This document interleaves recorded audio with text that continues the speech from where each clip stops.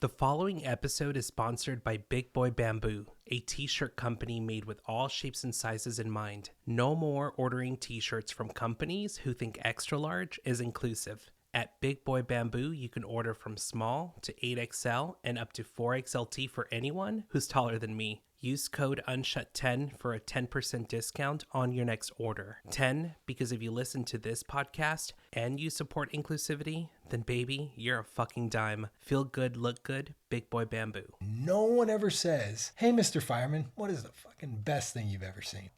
And I think that's a problem with society, but also man, we could start changing those narratives by having these conversations. Welcome to Unshut, where nothing is off the table. Keeping quiet and holding back is no longer an option. I am your host, Mo. Thank you so much for tuning in. Nice to meet you, Jason. Yes, sir. Nice meeting you. Well, you don't have to call me sir. It's my mom, when she watches this, she'd kick my ass if I didn't say it. So. That's awesome. Are you from the South? Yeah, just a little bit south of Austin, the Kyle Butte area. So okay. Welcome to Unshuts Stranger Danger. So yes, sir. I'm awesome. Very excited. Yeah, me too. I feel so official when you call me sir. Oh, okay. Like That's just part of it. No, it's all good. My name's Jason Jeffrey. I work for the fire department. How long have you been doing that? Since I was 18 years old, I started down in the Kyle Butte area. Kind of tried to sign up before I was 18, and the chief was like, no, you got to be 18 to volunteer. And so I was like, oh, okay. Kind of forgot about it and started doing the college thing. Went to Texas State for, I like to say half a semester, but it was probably way less than that. Then I was working at a restaurant, River Pub and Grill, and I was welding still at the time and just doing all these little small odd jobs between going to school. And then one day my phone rings and it was the chief of Butte Fire Department. And he was like, hey, you filled out an application over a year ago. We're going to do an academy. Are you in? And I'm like, absolutely. I needed this. Yeah. And I had completely forgot about it and everything. And ever since then, I've just been full bore. So, it's been since 2006 probably. It's awesome how some things you can't run away from. Yeah, exactly. They're your calling. It's what you're meant to do. So that's awesome. Yeah. And one of the wild parts of it was then I had to call my mom because college. I don't think anybody in our family ever really went to college. Maybe she did a little bit. I don't really remember. But my dad definitely no college and all that. And so I was the one going to college. I got into Texas State. It's a big deal. And I knew I wasn't really attending, but she didn't know. Mm-hmm. And so then I make the phone call and I'm like, hey, Mom, I'm going to drop out and I'm going to go do this firefighting thing. This long pause. And she goes, it's perfect. Oh, thank God. Yes. And I was like, what? And she goes, that's perfect. Give it hell. Well, and it's funny, too, because not only are you breaking the news that you're dropping out, but you're also going into something dangerous. So you're expecting Mom to be like, no, absolutely exactly. not. That's awesome. Yeah. And because I kind of always thought I was going to end up the military route or, something along those lines, then going into this dangerous job and having to tell my mom, hey, I'm going to do this. And then for her to be like, yeah, absolutely. That's perfect for you. Go. Yeah. It's the structure. It's the everything you need. Go do it. Are you the first in your family to be a firefighter?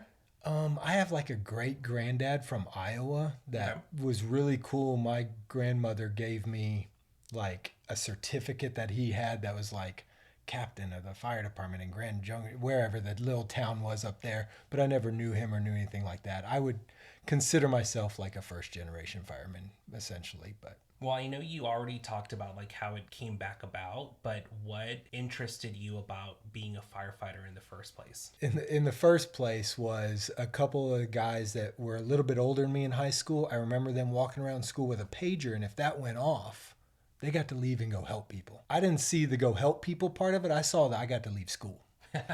And so I was like, okay, that's pretty cool. And then a girl I was dating, sister was dating a guy that was volunteering. And so just kind of through that, I was like, that'd be fun. I get to go, break things and help people and all the things. Mm-hmm. And so that kind of got the ball rolling and started that way. But I kind of was always on the baseball track of I'm going to go play baseball. I'm going to college, going to play baseball, just walk on if I don't get signed anywhere and just all that. And I actually saw some of the baseball players practicing. I went to a practice before, trying out and all that stuff and how good they were. And they're not even that great.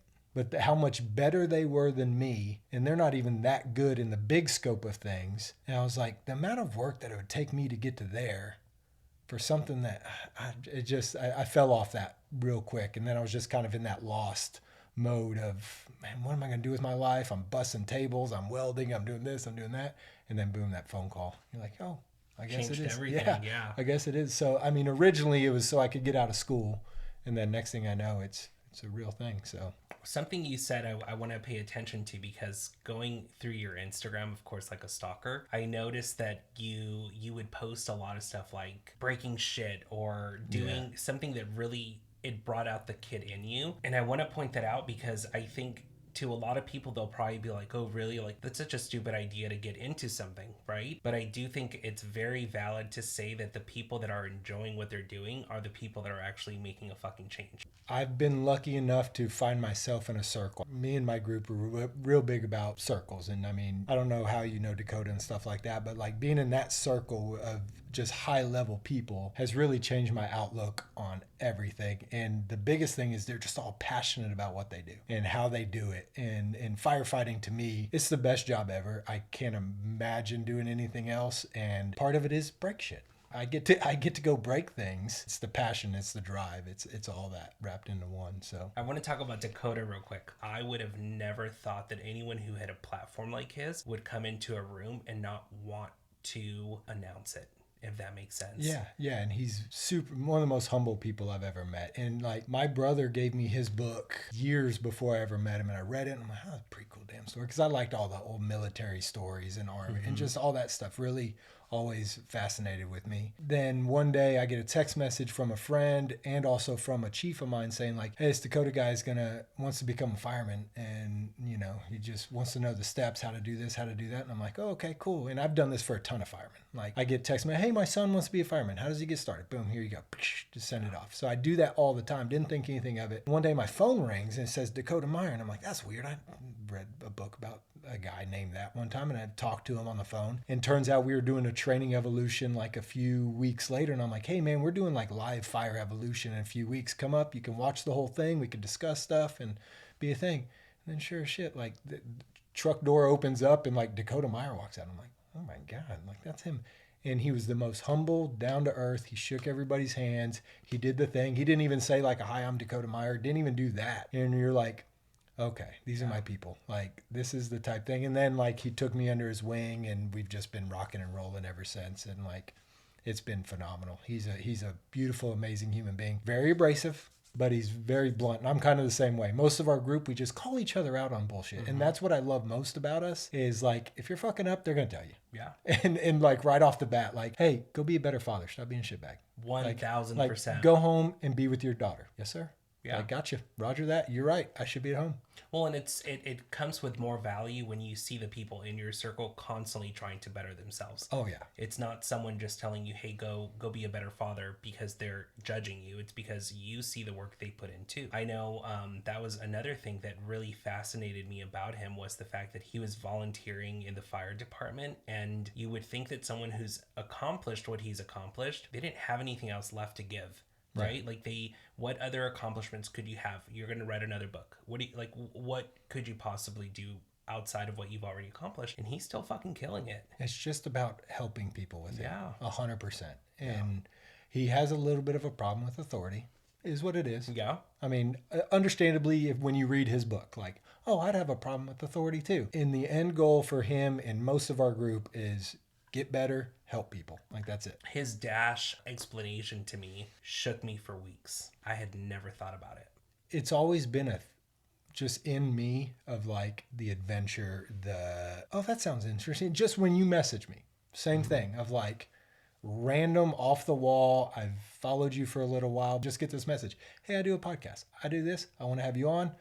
I'm not going to murder you. I'm like, okay, as long as you don't murder me, we'll be cool. But it's always been that. It's just owning that dash of really what he set words into, something I've always felt of, hey, if it's cool, go do it. Like a friend of mine came over, we were in high school, and we were wanting to go do a thing, and my mom was like, absolutely not. Y'all are not going. And we're like, but all our friends are going, the classic thing. And she says the classic, like, hey, if your friends were going to jump off a bridge, would you jump? And my buddy Matt Montgomery stops her and goes, Miss Jeffrey, I hate to be the bearer of bad news, but he's the one who jumps first every time. Like he's that guy. And mom just shakes her head. You're not going, and yells at us. But like that's been like, I'm gonna go jump off the bridge. Like, let's see what happens.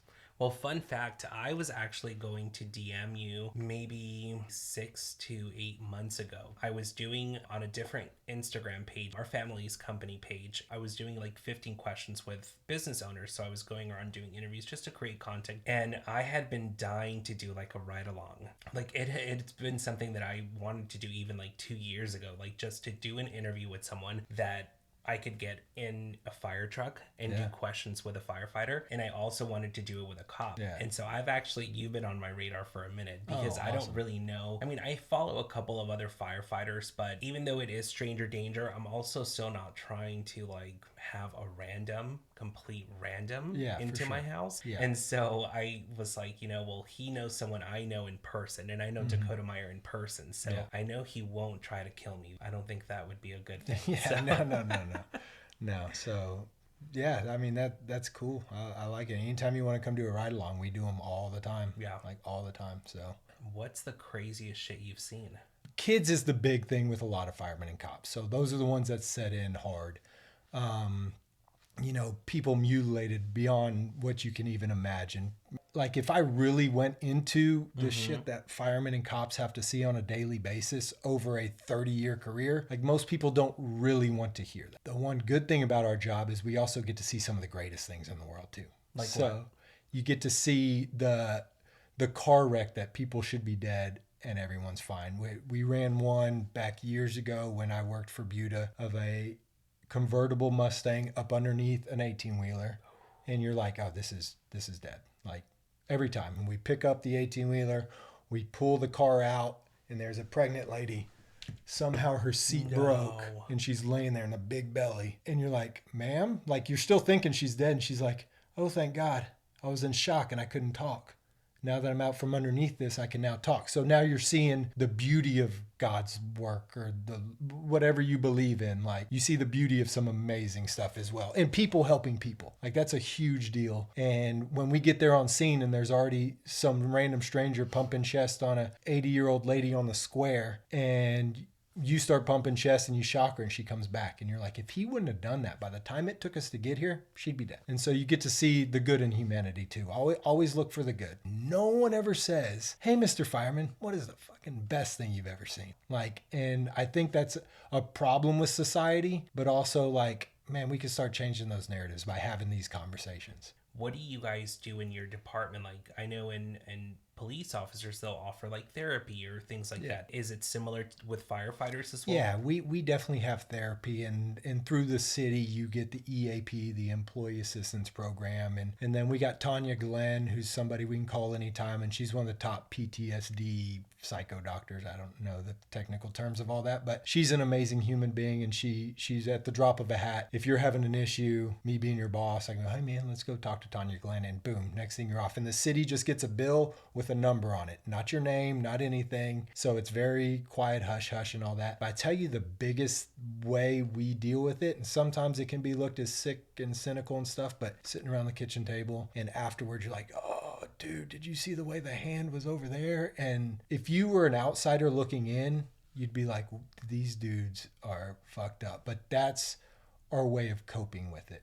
Comedy comes into play, the male camaraderie and stuff like that, of just dealing with it in our own way that the outside public doesn't need to hear about, and also wouldn't really understand unless they were standing there picking up the same body I was picking up with a 16-year-old kid. Then you don't get to judge us. But really just that camaraderie with the guys of like, and finding a comedy of some kind, and some of it just helps us deal with it internally. Like, okay, that was fucked up, but hey, that was kind of funny the way his hand ended up over there. Well, and it's refreshing to hear someone say that out loud, because I think it's also valid to say that not talking about it can also be really dark. Yes. You've got to let shit out. And I think, and unfortunately for so many people, they're taught to keep it in.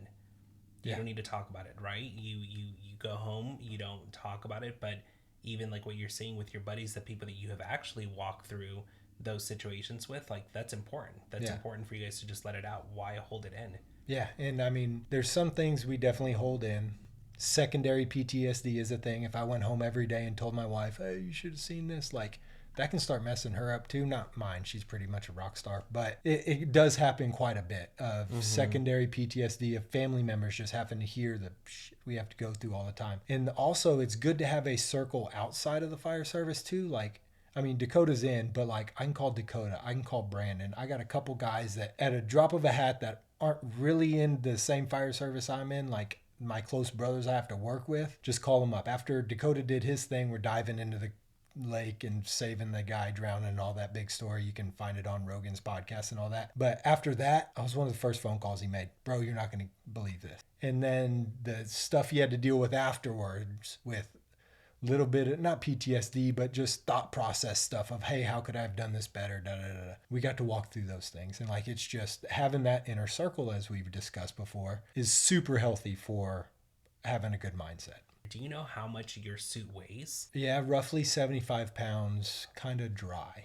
So like, then you go in the house, I go in your house, I start squirting water, I sweat and water on top of me. And depending on the tools that I'm carrying too, like I'm a truckie, so I tend to carry a lot more tools because we're doing the breaking of the things. There's the guys that come in and squirt the water, and there's the guys that break the things and search for the people. And I'm one of those, the search the people and break things guy. So I'm carrying a little bit more weight. I roughly run myself around probably 100 pounds. That's crazy. Yeah, it's once you get used to it, and physical fitness, all the stuff. Like there's definitely guys at our department that can't do it, but I tend to be, if I want to be the one inserting myself into the fun, I better be trained and physically fit enough to go do that.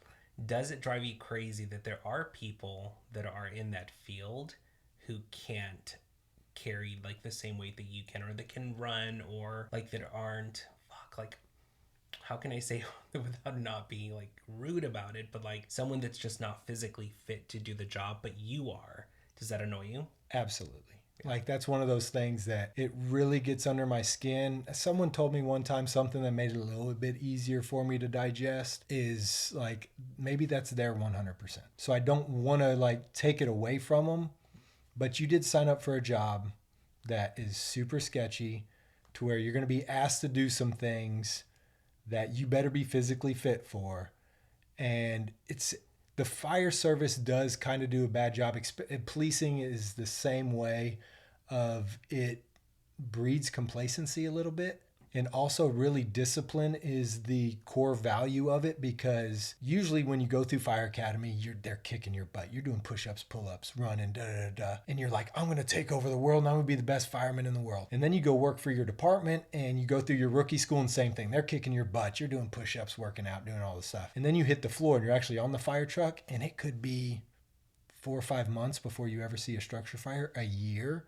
I mean, there's some departments that they may run one structure fire a year. And so people start getting complacent, like, oh, it's never going to happen. Interesting. And so they just find themselves getting into this like, oh, it's not actually going to happen. So why would I work out that hard? I'm never going to actually get stuck inside of a house fire and have to fight my way out. Or I'm never going to come across a victim in there and actually have to drag them out because I haven't done it yet. I know firemen that's worked 20, 30 years and never done some of those things. And so I can see why they can get complacent. That's not in my bones, but I can see why. I'm not making an excuse for them, because because I'm the guy that's going to have to go get them out. 100%. And that is why I asked that, because I'm like, for me, I'm like, I get it. I mean, I'm not in the fittest shape either. I have a spinal fracture and a lot of the things, yes, bullshit excuses, right? But I would also never sign up for something. And I think this is where I'm like, I'm so glad I'm not a fucking parent, because I'd probably be the worst parent ever, because I would be like, listen, I am all about wanting to do something because it's your dream, because you want to. Yeah. But just because it's your dream doesn't mean you're going to be fucking good at it, and doesn't mean that you should. For sure. And I do see that a lot, even with police officers too. I'm like, how the fuck are you a police officer? Yeah. I'm like, I'm fucking fat and I can out fucking run you right now. I'm like, and, what? And it's a weird thing you just find yourself in of like, okay, they signed up for it. It's a very hard job, but them not taking it serious, I don't understand. Yeah. I get why, because of complacency, but when the bullets start flying or the house is on fire, like that's not the time to wish you did a couple more push-ups every day. Like, especially when you get yourself trapped in a structure fire. There was a bad situation that happened at a fire department a couple 100 miles from here, and the lieutenant that went down weighed 350, 400, and another captain and two firefighters. Two firefighters lost their jobs because of their burns, and the other captain passed away trying to get this guy out. And it's like, as soon as they posted the picture of the, and I mean, it sounds terrible of me, but as soon as they posted the picture of him online of like, oh, two firefighters passed away in X fire department, and you just see this blob of a man, and you're like, fuck, dude, a couple push-ups, run, 20-minute walk. Yeah. Like, it's the bare minimum you could Yeah. do. And the city doesn't really hold standards because of getting sued and da-da-da-da-da. For sure. I mean, they're all liability, Right. scared of my thyroid issue. Right. like everyone's Yeah. got their excuse. But yeah, like when your house is on fire and your child's in there, who do you want to show up? Do you want the fat fuck to show up? Or do you want 3 Navy SEAL looking motherfuckers that are highly trained and highly athletic? If your daughter is inside that house, who do you want showing up? I know who I want showing up. No offense to the fat guy. Hey, go get me the ladder. Like, you're going to be For really sure. good at that.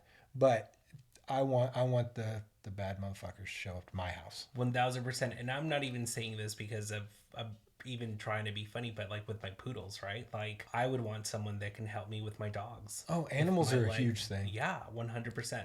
That's something I have to teach now, of like talking about how to enter a house and when to enter a house when it's on fire. But like a lady standing out front going, my baby's in there, and pointing at a second story window. Now we have to ask son or daughter. And why I like to teach that is because if she goes Labrador, you're like, oh, but some people think, and it really is, that is their baby. That dog right out there is probably your baby. And if shit's hitting the fan and your house is on fire and you said my baby's in there, what am I going to search for?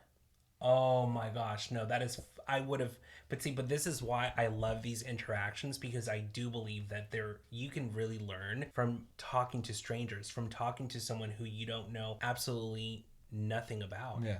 But me going to get that dog is equally important to some people. And I've come out of structure fires carrying a dog, and the people break down the exact same way as their child. Mm-hmm. And so risk a lot to save a lot. A lot of people, that was real big in the fire service for a while, of like, you risk a lot to save a lot. You risk a little to save a little.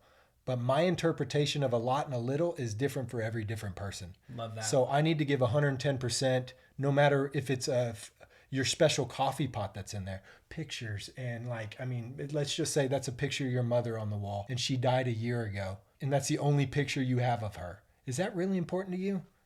So do I need to be in the best shape of my life and highly trained to go save that picture? It's not up to me to decide whether that's important in life. You may take your life after we leave your house on fire because I didn't save that one picture you asked me to get.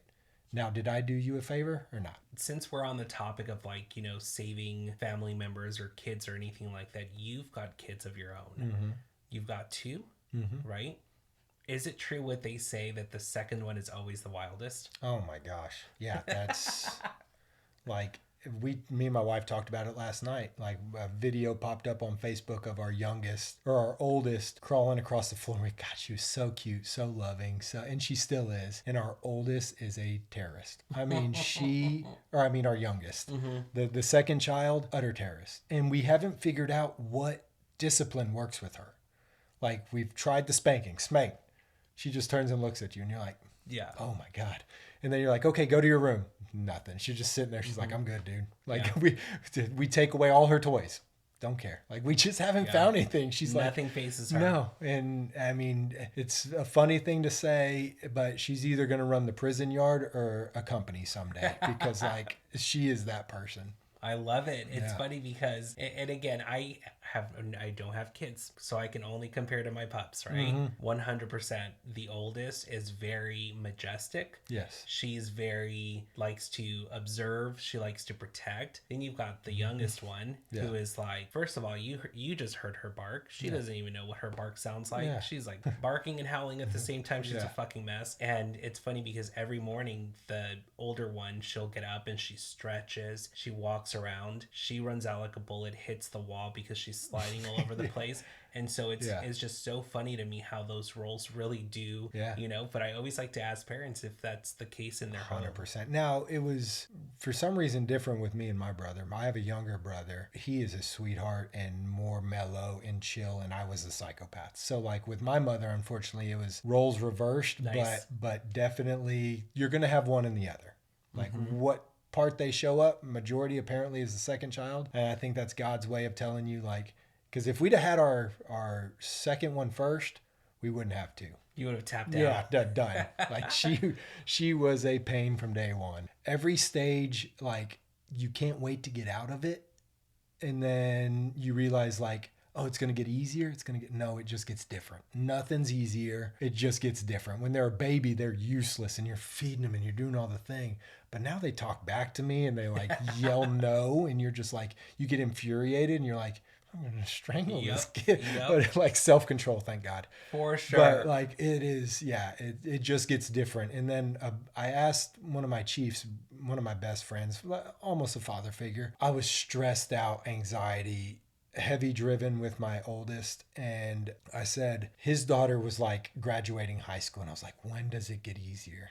And he gave me that. It doesn't. It just changes. He goes, my daughter's going to college now. Now I have to worry about that. My other one's starting driving. Now I have to worry about that. Yeah, now I don't got to worry about them choking on a Cheerio, but now they're driving. And you're just like, oh God, this is a never ending like stress ball. Kind of the same thing we discussed earlier. Like you see the worst in everything, you get to see the best. The amount of love, the caring, some things they say to me sometimes just like a gut punch. And you're like, oh, I love you so much. That the good times are way better. When you see her volleyball get the first hit over the net and the joy in her eyes, you're like, oh, okay, I get it. I can totally see it in yours. Yeah. Like I see the way you're lighting up about it, and I'm like, man, like that is so special to share, because it really does bring balance to your life. For sure. And I think it also, becoming a dad also brings perspective. And I think that perspective, and again, I say this a lot because I'm not a parent, but I'm a great fucking uncle.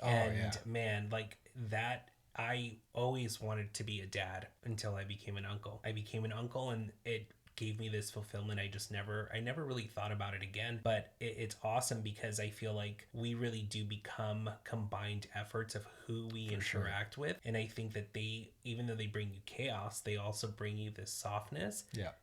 Where would you have gotten that if you would have been in your age, in this stage of life now? And we have firemen that have no kids and have no desire to have kids, and like they live a very fun life. They're on the boat every weekend, and they're going to trips to Cabo and doing all the things, and they're looking at us like, oh, they're at volleyball again. But I promise you, bro, like Cabo sucks compared to seeing your daughter get the first goal she's ever made kicking a soccer ball, and you're like, oh, okay, yeah, like fuck Cabo, that was cool. Like, I love it. Before I even move on to my next question, how did you meet your wife? Let's talk about that real quick, because you called her a fucking rock star, and I haven't been able to get that out of my head, because I love love. I really do. And not just romance. I love love. I love parental love. It really is something that, like, why I wanted to really pursue these stranger danger connections, because I just love connecting with people, and we may live two completely different lives, right? Yeah.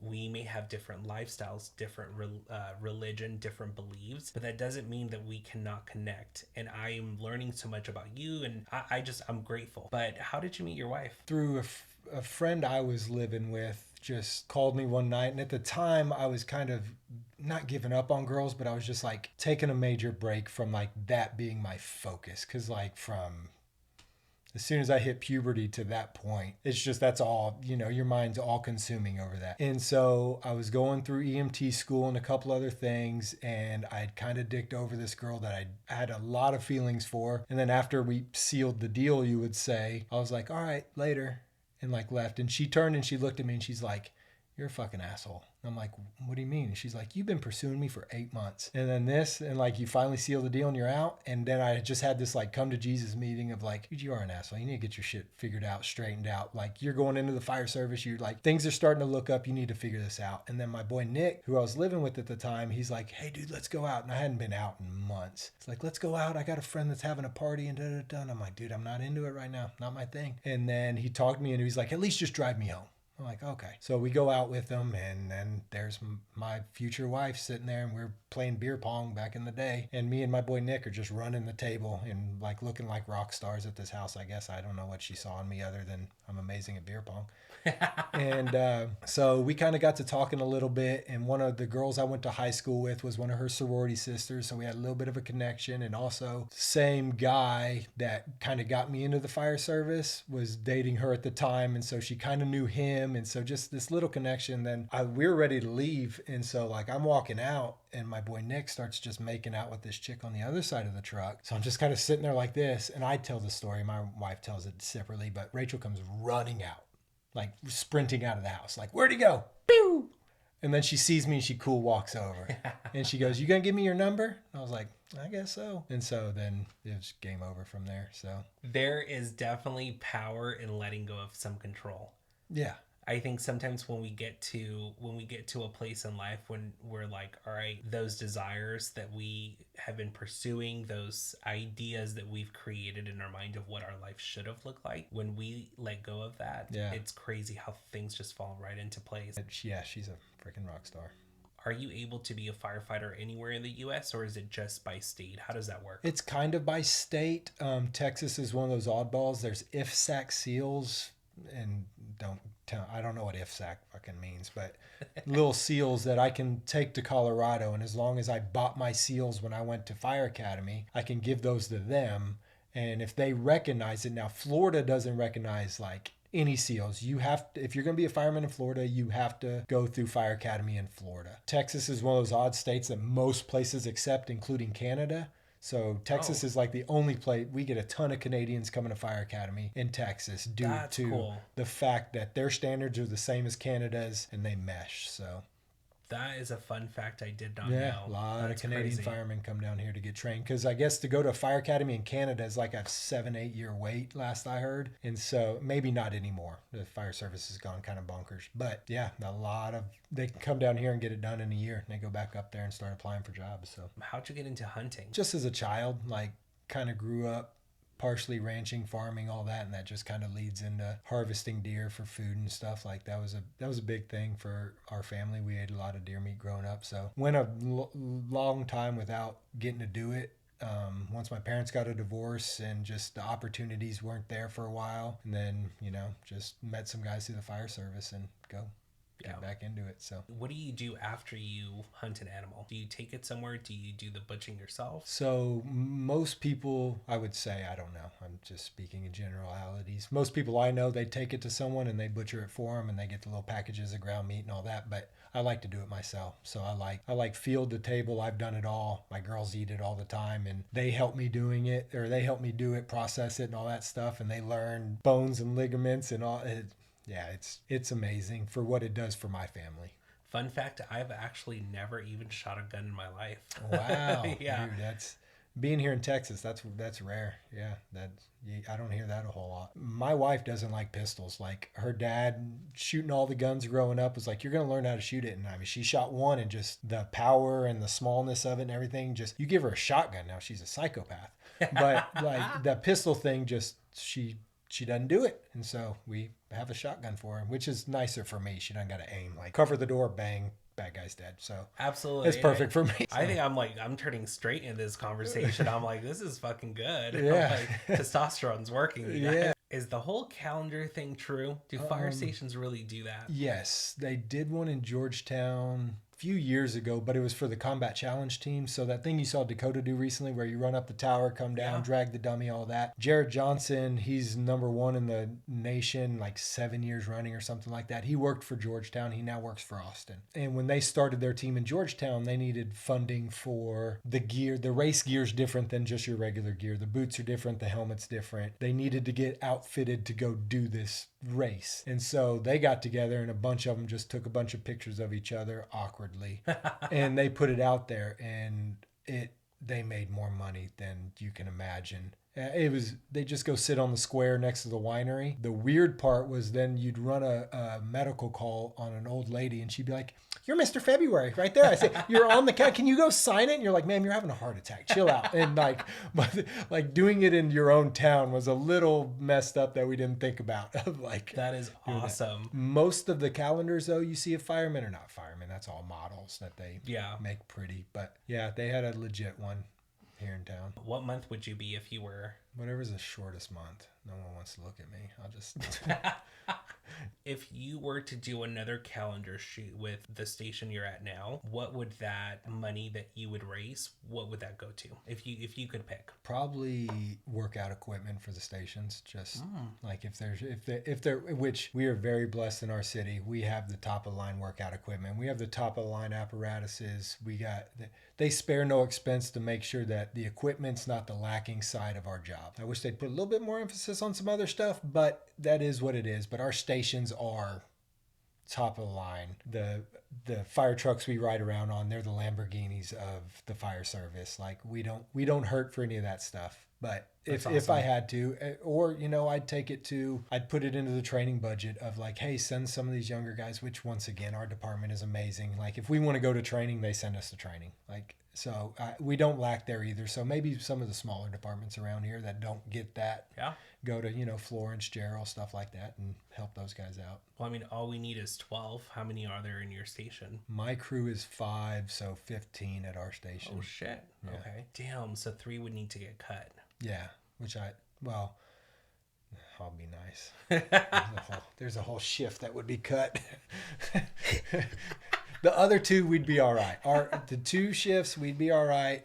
There's one crew that no one's going to want to look at that calendar. You're like, fuck, I guess I'll take February. I guess I'll be December too. And December, I'll do both. We're going to have to. Most of my crew's all right. Yeah, if you were there at shift change, you'd be like, yeah. I no calendar. That's awesome. Before we wrap up, if let's say your wife tunes in to listen to this, right? And let's say even 10 years from now, your daughters go and research your name. They'll come across this episode. Mm-hmm. What would you want them to hear? I mean, I try to stress it so much already, but like, I'm proud of them.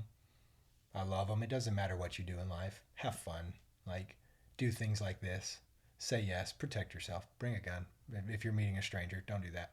For sure. Not that part. Don't meet strangers, girls. But, to my wife, same thing. I love you. Like, proud of everything you do. I couldn't do half of the hunting and the teaching and the trainings around the country and all the stuff without her. I mean, so thanks for everything they do for me. Yeah. So, and same thing with my circle. Like, thanks for everything all the bros do. Like, it makes a lot of stuff possible for me.